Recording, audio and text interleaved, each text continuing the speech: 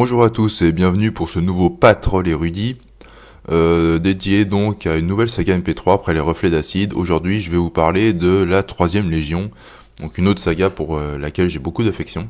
Donc l'histoire se déroule à l'époque de l'Empire romain, en 58 avant Jésus-Christ pour être précis, et nous suivons les aventures de l'état-major de la 3ème Légion romaine, qui va se trouver prise dans les manœuvres politiques entre César et le Sénat romain.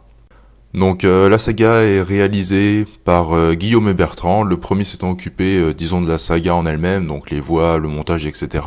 Tandis que Bertrand lui s'est occupé de la musique, et j'y reviendrai un peu plus tard.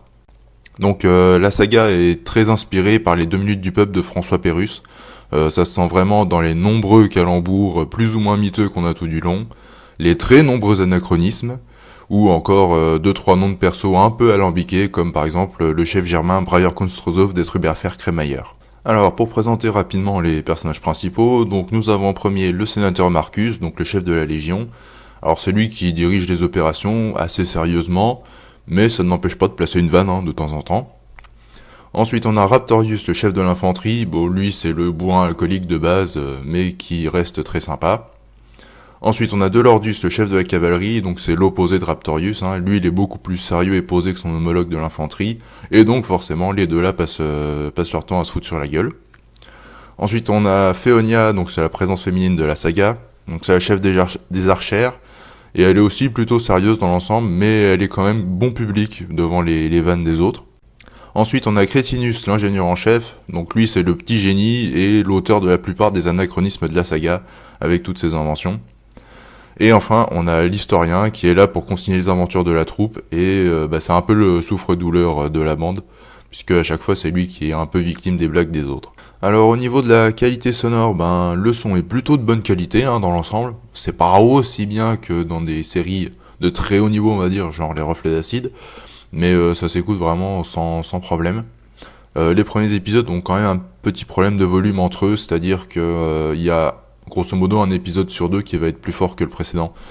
Donc on va être obligé de baisser ou de monter le son d'un épisode à l'autre. Bon, ça le fait vraiment sur les quelques premiers, après ça va. Bon, c'est pas très gênant, mais enfin voilà. Au début aussi, on peut avoir un peu de mal à reconnaître les voix des personnages. Parce que bon, il y a pas mal de personnages, ils arrivent tous dès le premier épisode, et les répliques s'enchaînent globalement assez vite quand même. Donc au début, on peut avoir un peu de mal à s'y retrouver, mais on s'y fait. En parlant du son, je suis obligé de parler de la musique qui est quand même assez importante dans la saga. En effet, si la plupart des sagas ont régulièrement une musique comme ambiance de fond, ici la musique est régulièrement mise vraiment au premier plan. Déjà la saga possède une intro musicale très longue pour une saga. Elle fait quand même 30 secondes alors que les épisodes ils font 5, 6, 7 minutes. Alors même que la plupart des sagas audio n'ont carrément pas d'intro musicale. Donc ensuite, à plusieurs moments, on a vraiment des passages musicaux où la musique est vraiment mise en avant, comme par exemple. Dans la forêt, y a des lapins, des romains dans la forêt, les Gaulois sont tous des copains, regardez-le le soleil. Ou bien encore, on peut avoir ça.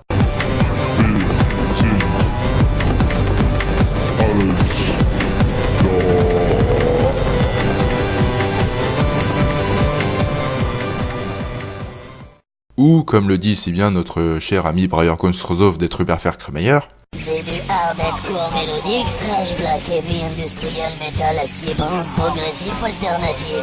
Ça fait certes pas très époque antique, on est bien d'accord, mais au vu du ton général de la saga et sa grande tendance à l'anachronisme, au final ça passe vraiment très bien, et ça donne un côté franchement très sympa à la série. Alors pour parler des points forts de la saga un peu plus généralement, premier point fort, les personnages qui sont vraiment très sympathiques et tout de suite très attachants. Donc même si au début on a un petit peu de mal à reconnaître leur voix, au final on s'y fait assez vite et vraiment ils sont tous vraiment très sympas. Et deuxième gros point fort, la musique, franchement. Tous les passages musicaux sont vraiment super cool. Des fois moi ça m'arrive de lancer un épisode de la saga mais juste pour écouter le passage de la partie musicale en fait. Juste ça. Et en particulier, notamment, j'adore la musique de la fin de la saison 1, qui est que je trouve vraiment chouette. Et elle est assez longue en plus. Donc vraiment, la musique vaut vraiment le coup dans cette saga. Et d'ailleurs, vous pouvez retrouver certaines des musiques qu'on retrouve dans la saga en version longue en téléchargement sur le site, que je vous indique bien sûr dans la description.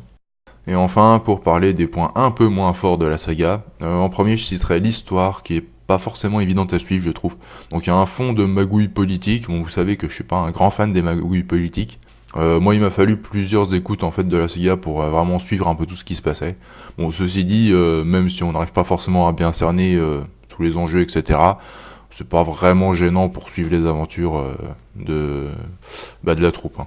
Et deuxième point, alors c'est pas vraiment un point négatif, c'est plutôt un point très regrettable en fait, c'est que la série a été abandonnée en cours de route. Concrètement, donc il y a la saison 1 qui est complète, donc qui fait quand même 21 épisodes qui font en gros 7 minutes en moyenne. Et il y a 2 épisodes de la saison 2 et c'est tout. Ça s'arrête là. Donc la série a été arrêtée assez brutalement et ne devrait a priori pas reprendre. Donc c'est vraiment dommage à ce niveau-là. En conclusion, la troisième Légion c'est vraiment une saga très sympathique, hein. Moi je l'aime beaucoup.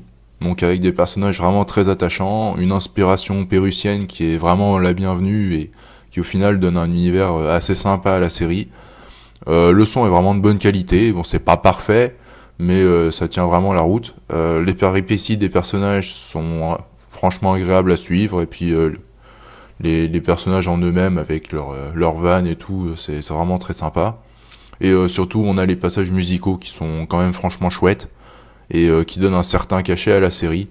Et du coup, c'est d'autant plus regrettable qu'elle se soit arrêtée après seulement une saison et 2 épisodes, parce que pour moi elle avait vraiment un très bon potentiel. Et malgré cet arrêt brutal, je ne peux que vous recommander de l'écouter malgré tout. Au moins la saison 1, quitte à ne pas écouter les 2 épisodes de la saison 2 si vous ne voulez pas être trop frustré. Mais écoutez au moins la saison 1, elle vaut quand même franchement le coup. Et voilà. Sur ce, moi je vous dis à la prochaine. Ciao.